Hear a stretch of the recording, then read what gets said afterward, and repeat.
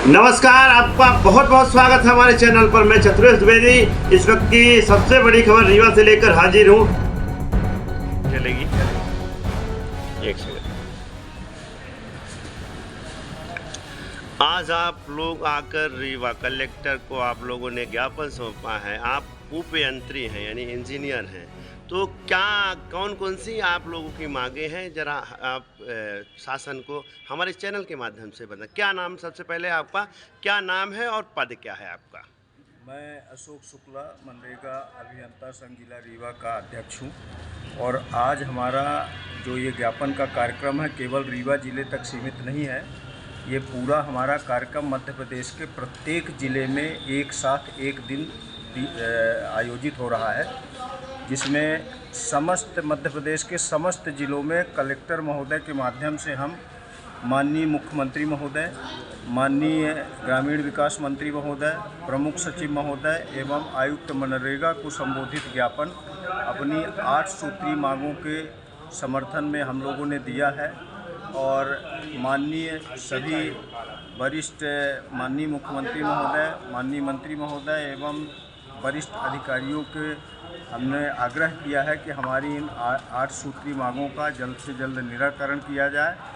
इस ज्ञापन के माध्यम से हमारे पूरे मध्य प्रदेश के उपयंत्री जो जनपदों में कार्यरत हैं वो 16 तारीख से 10 दिन का सामूहिक अवकाश में गए हुए हैं।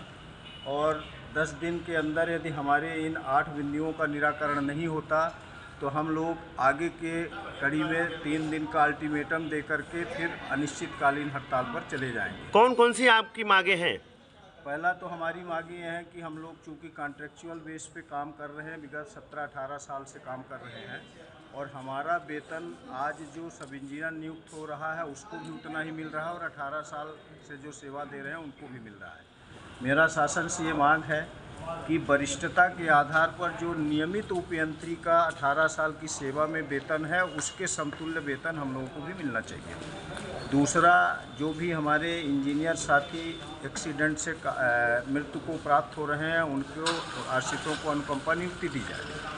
तीसरा हमारा है कि जैसे हम लोगों के ऊपर यदि कोई झूठा आरोप या कोई भी आरोप लगता है तो तत्काल टर्मिनेशन होता है, उस टर्मिनेशन को निलंबन में बदला जाए और जांच उपरांत बहाल किया जाए यदि हम दोषी नहीं हैं। तीसरा हमारा है कि बहुत सारे ज़िले में जैसे हम लोग मनरेगा अभियंता हैं, सिलेक्शन से होके आए हैं, रिटर्न दे के आए हैं, लेकिन यहाँ भेदभाव इस बात का हो रहा है कि आरईएस के उपयंत्री जो हमसे कनिष्ठ हैं वो सहायक यंत्री के प्रभार पर हैं और हम लोग जो है वरिष्ठ होते हुए भी उनके अंडर में सब इंजीनियर के रूप में काम कर रहे हैं। जहाँ तक संविदा होने का सवाल है तो हमारा रोजगार सहायक डायरेक्ट ग्राम पंचायत में सचिव के प्रभार पर है और वो डायरेक्ट वित्तीय आहरण कर रहा है, वहाँ पे संविदा लागू नहीं हो रही। तो हम लोगों को सहायक यंत्री का प्रभार दिया जाए। वरिष्ठता सूची आरईएस के इंजीनियर और मनरेगा इंजीनियर का एक साथ वरिष्ठता सूची का निर्धारण किया जाए और वरिष्ठता के आधार पर सहायक यंत्री का प्रभार दिया जाए। पश्चिमी हमारी है कि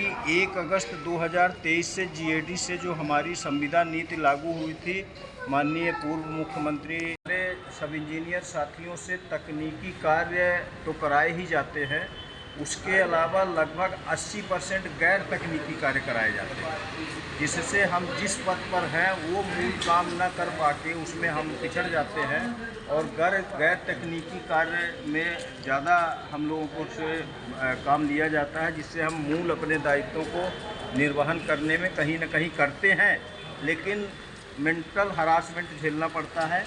और इसी पे हमारे बहुत साथियों को हर महीने कहीं वेतन कटौती, कहीं एससीएन, इस तरह के दौर से गुजरना पड़ता है। दूसरा, हम लोगों के वेतन में प्रत्येक माह अनिश्चितता की स्थिति रहती है। भोपाल स्तर से हर महीने जब लेटर आता है उसके बाद वेतन फिट किया जाता है और वेतन दिया जाता है। क्योंकि हर व्यक्ति इस एज ग्रुप में है कि उसके पास पारिवारिक जिम्मेदारियां हैं और पारिवारिक जिम्मेदारियों के चलते हर महीने 20 या 25 तारीख तक वेतन दिया जाता है।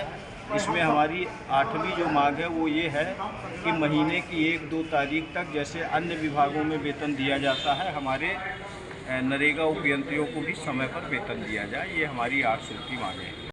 सर, आज उपयंत्रियों ने अपनी मांगों को लेकर ज्ञापन सौंपा है कलेक्टर को, तो क्या है इनकी मांगे, क्या है सर कुछ? की मांग शासन से संबंधित है और ये संविदा कर्मी के रूप में काम कर रहे हैं, तो इन्होंने कुछ अपनी 8 सूत्री मांगे इन्होंने रखी हैं, जिसमें जैसे कई हैं जिस पर शासन विचार कर सकता है।